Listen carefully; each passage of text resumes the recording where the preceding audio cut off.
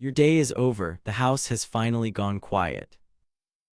Maybe the last message is answered, maybe it is not. Maybe today went the way you planned, and maybe it went nothing like it. Either way, it is done now. The work has set like the sun, whether or not you were finished with it.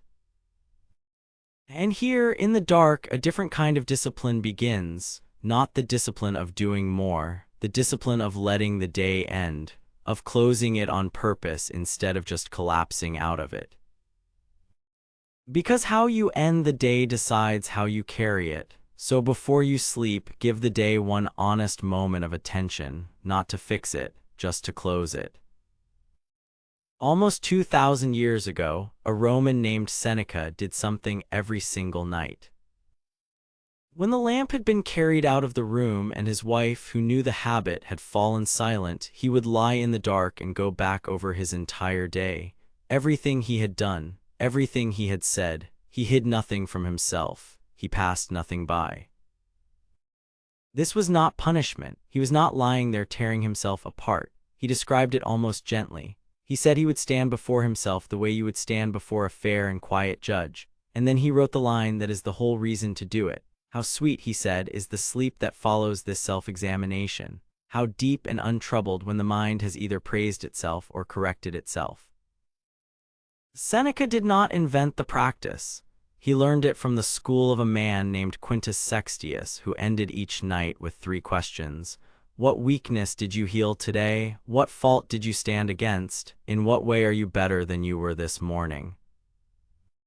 Sit with how different that is from the way most of us end the day. We do not review it. We escape it.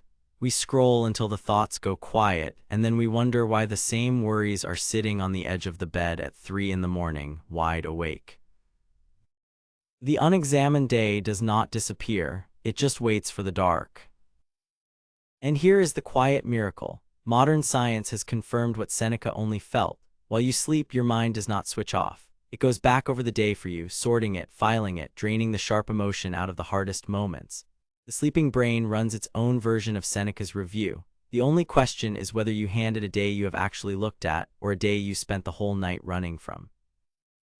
So the discipline of the evening is not effort. It is almost the opposite.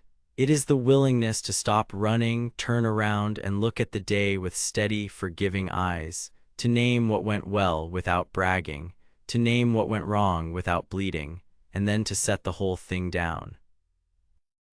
You spent the morning deciding who you would be. The evening is where you find out honestly who you were, not to keep score, to keep learning. There is a difference between reflection and rumination, and tonight that difference is everything. Rumination is the loop, the same mistake replayed with no exit. The meeting, the wrong word, the thing you should have said, around and around until the sky turns gray. Reflection has a shape and an ending. You look at the day once, you ask what it came to teach you, you take the lesson, and then you are allowed to put it down precisely because you finally picked it up. The ambitious mind is loudest at night. This is the hour the inner judge has been waiting for, when there is nothing left to do but replay everything you could have done better. Seneca's review is the cure for that judge, not by silencing it, by giving it a job, a shape, and a closing time. You did not waste today, even if it broke, even if you did. A day you can learn from is never wasted. It is only wasted if you refuse to look at it. So tonight let it go, out loud if it helps. I let the day be over. I acknowledge what I did well, without clinging to it. I acknowledge what I did poorly, without drowning in it. I take the one lesson the day was trying to teach me. I forgive the people who cost me something today. I forgive myself for what I would do differently. I am grateful for a day I was alive to use. I set it down. The dark asks nothing of you now. There is nothing left to fix tonight, nothing to prove, no decision that cannot wait for the morning.